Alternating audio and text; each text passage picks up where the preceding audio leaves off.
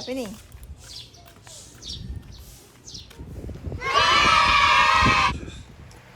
I could have showed you how I feel.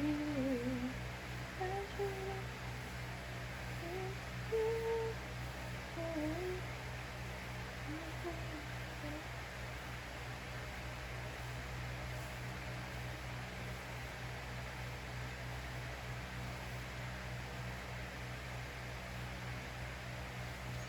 But next time I won't stop. I listen to my heart. 'Cause what I'm feeling real.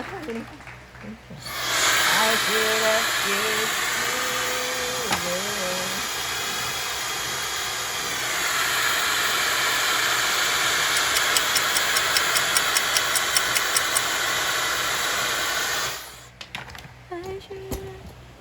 Hi guys!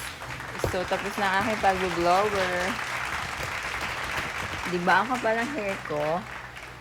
Look at it. It's so kapal. As natural. Ito nga pala ang dinner ko guys. Pero kanina kumain na ako ng rice at saka...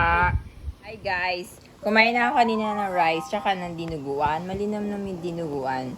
Ito nga pala is mga leftover from yesterday's birthday celebration. Tatawa kay Daphne. Ingit na ingit siya. Kasi ang sarap ng dinuguan, guys. Ito naman ang aking aso. Ingit na ingit talaga. Gusto niya kumain. Well, hindi niya pang aso.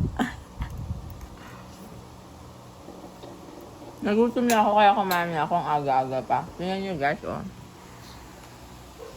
Hapon pa lang dito. Pero kumain na ako. Ito pa yung puto cake. Sarap din siya. Pancit.